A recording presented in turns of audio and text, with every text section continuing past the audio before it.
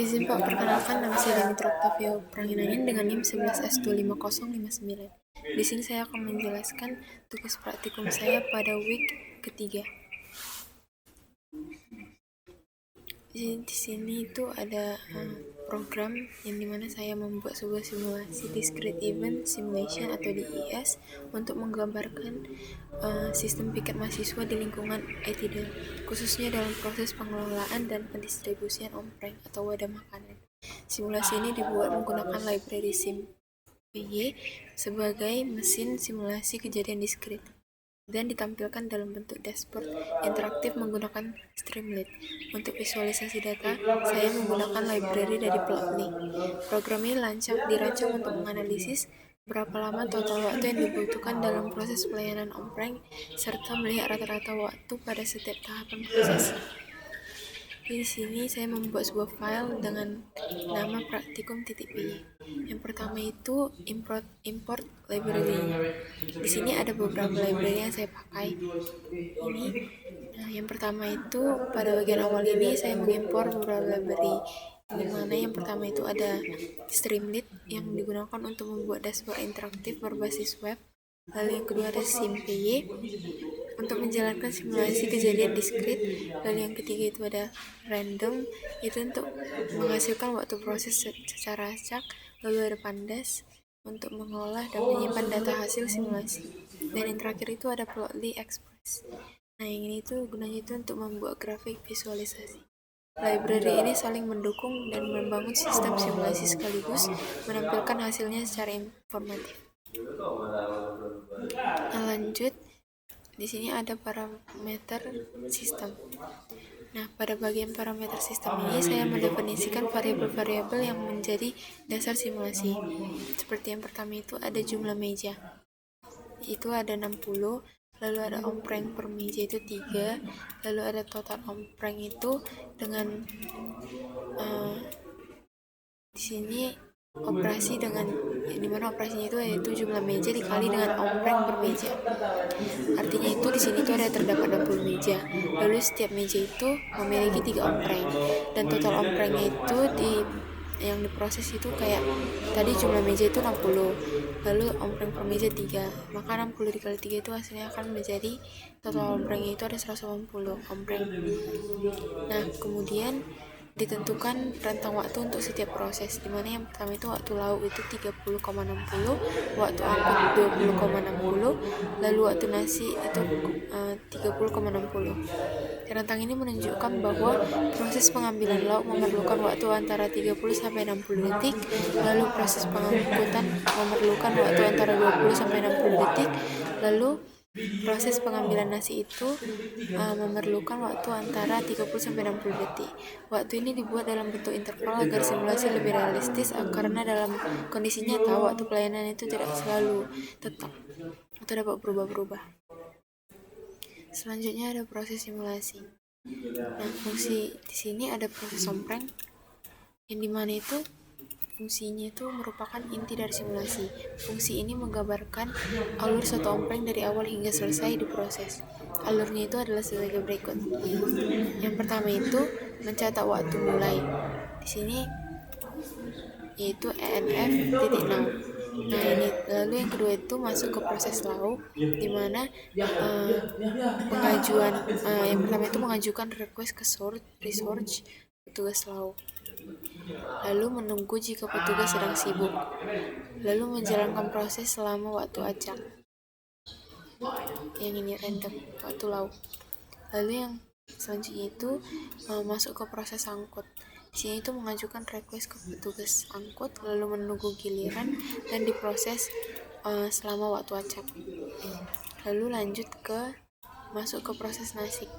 Di sini yang pertama itu yaitu mengajukan ke petugas nasi, lalu diproses dalam waktu acak, selama waktu acak. Lalu selanjutnya itu mencatat waktu selesai yang ini, lalu menyimpan datanya ke dalam list. Karena menggunakan konsep resource dalam SimPy, setiap proses bisa mengalami antrean jika kapasitas petugas penuh. Inilah yang membuat simulasi ini mencerminkan sistem nyata. Selanjutnya itu ialah Fungsi simulasi. Fungsi jalankan simulasi yang pertama ini. Nah, fungsi ini tuh bertugas menjalankan seluruh sistem simulasi. Langkah-langkahnya itu, yang pertama itu membuat environment SimPy, lalu mendefinisikan jumlah petugas. Ada petugas lauk, petugas angkut, dan petugas nasi. Yang itu kapasitinya ada 2, dan 3. Artinya itu ada 2 petugas lauk, lalu ada 2 petugas angkut, ada 3 petugas nasi. Lalu yang ketiga itu lanjut membuat proses sebanyak total on-prem, yaitu 180 proses dengan proses operasi yang tadi. Lalu selanjutnya itu menjalankan simulasi dengan yang ini. Lalu mengembalikan hasil dalam bentuk data frame dan mengembalikan hasil dalam bentuk data frame dan juga total waktu simulasi. Bagian ini menunjukkan bagaimana sistem berjalan secara paralel, di mana setiap on-prem diproses secara independen, tetapi tetap berbagi resource yang sama. Selanjutnya itu adalah tampilan dashboard atau Streamlit UI. Nah, bagian ini tuh berfungsi sebagai antarmuka pengguna. Yang pertama itu ada judul dan deskripsi. Ini title. Program ini menunjukkan judul dashboard dan penjelasan singkat mengenai tujuan simulasi.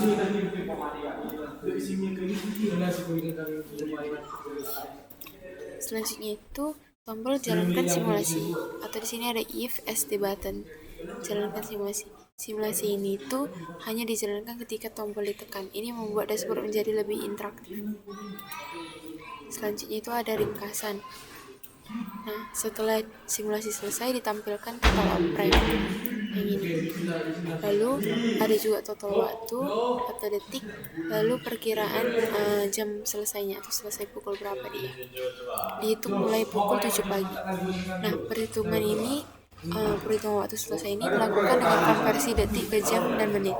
Bagian ini penting untuk mengetahui apakah sistem sudah efisien atau masih membutuhkan perbaikan kapasitas petugas.